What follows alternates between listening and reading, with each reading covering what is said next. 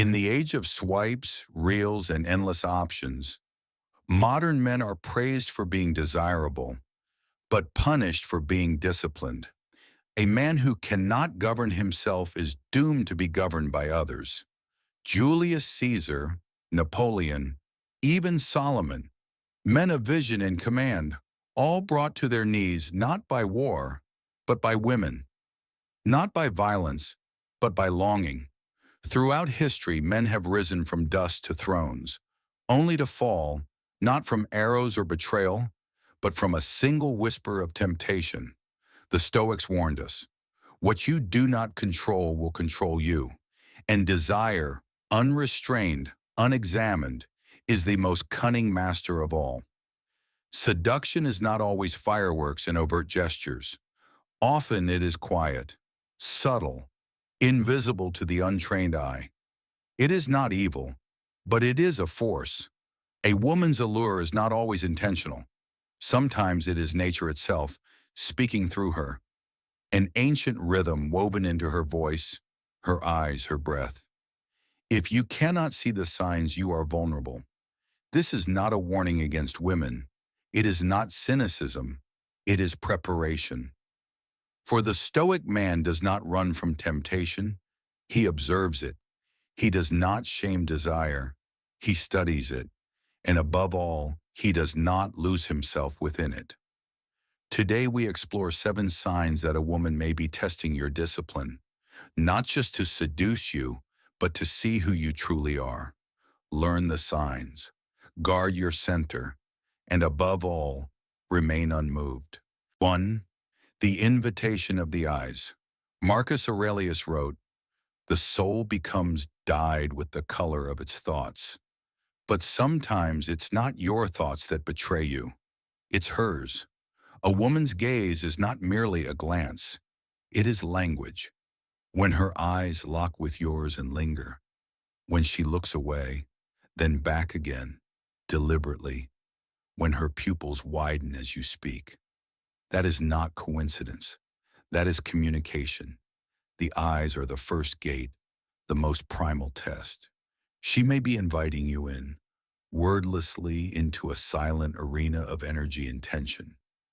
This is where many men fall, not because they are weak, but because they crave being seen. They seek validation in a woman's attention, mistaking her gaze for approval. But the Stoic man sees her look and sees through it. He does not need her curiosity to validate his presence. Her eyes may call, but he remains the master of his own attention. I remember the first time I mistook a look for love. It wasn't the gaze that fooled me. It was my hunger to be seen. That day I learned, not every glance means something, and not every silence deserves to be filled. Common mistake.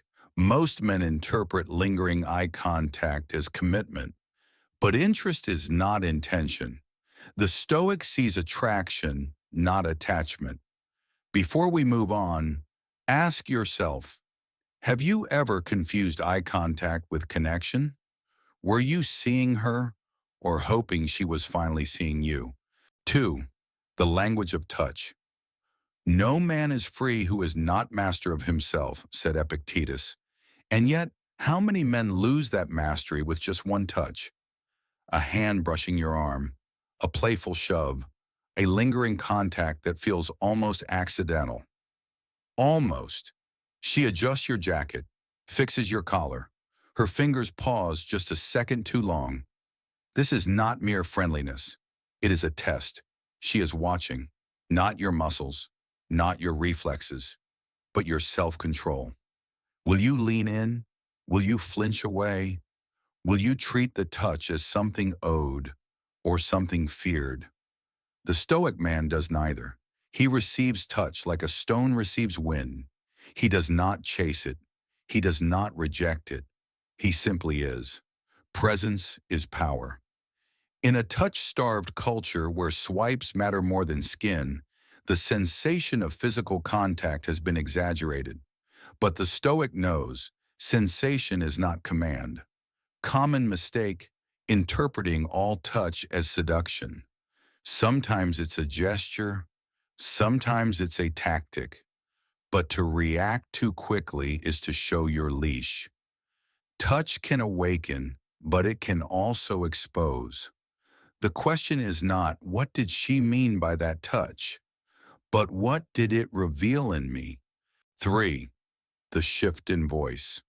Seneca taught, he suffers more than necessary who suffers before it is necessary. Likewise, the undisciplined man is seduced before anything even happens. Her voice softens. Her tone becomes melodic. She draws out her words, letting silence stretch just enough to make you lean in. She laughs a little too easily, pauses a little too long, speaks like you're the only one in the room. This isn't always planned. Sometimes it's instinct, but the effect is the same. A voice is vibration. It bypasses logic. It stirs emotion. And if your identity is not anchored, you'll follow the sound like a ship to the siren song. The Stoic hears the music, but stays his course. He may smile, he may appreciate, but his compass does not shift with melody alone. Most men don't fall for what's said. They fall for how it's said and how badly they want it to mean something. Common mistake, equating warmth with intimacy, but tone is not truth, and desire is not destiny. Many men remember her voice long after forgetting her name. Why? Because it wasn't just her words. They wanted those words to heal something in them. 4. The mirror effect.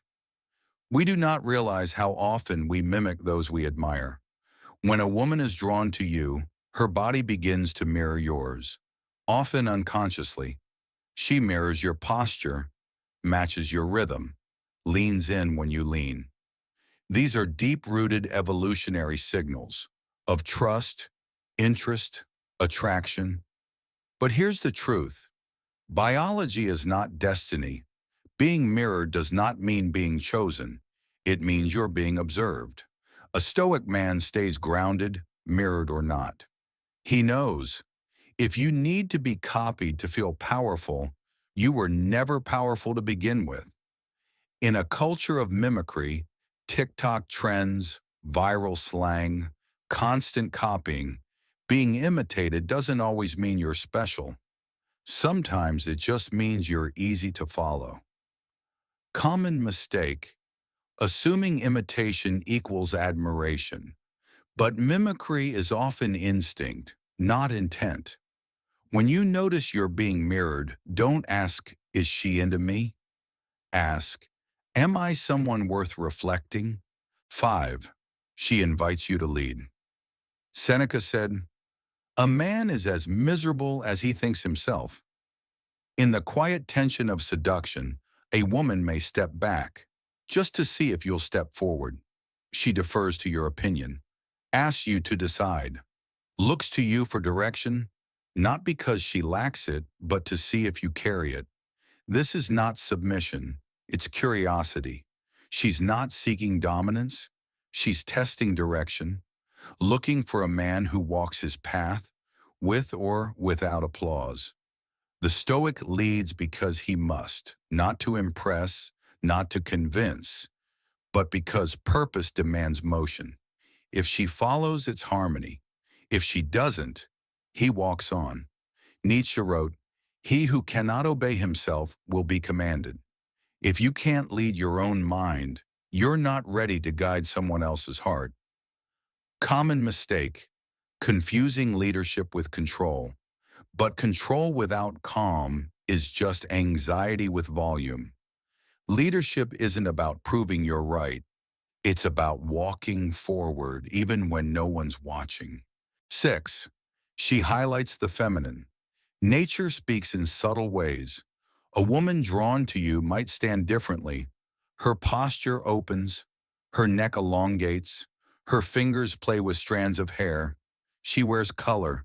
She moves with rhythm. She speaks with softness. These are not always conscious. They are evolutionary signals, refined over centuries, to draw in the masculine. But beauty is not proof. The wise man sees the signal, but does not bow to it. He honors the feminine, but is not ruled by it. Pleasure without discipline leads to dependence, but pleasure with awareness, that becomes strength. Like fire, it can warm or it can destroy. Contained, it brings life. Uncontained, it consumes. See her, appreciate her, but do not confuse beauty for command. Common mistake: believing appearance equals depth. Attraction is a spark, not a sign of compatibility. Ask yourself, do you want her because of what she awakens in you, or because of who she really is? 7. She challenges your core. This is the final and most dangerous test. A woman truly drawn to you, especially one of depth, won't just flatter. She'll challenge. She'll tease your certainty, nudge your values, push against your frame, not to topple it, but to test its strength. Not out of disrespect, but because depth calls to depth. Many men fail here. They appease, they bend, they over-explain, or worse, they explode. Both reveal the same flaw: insecurity.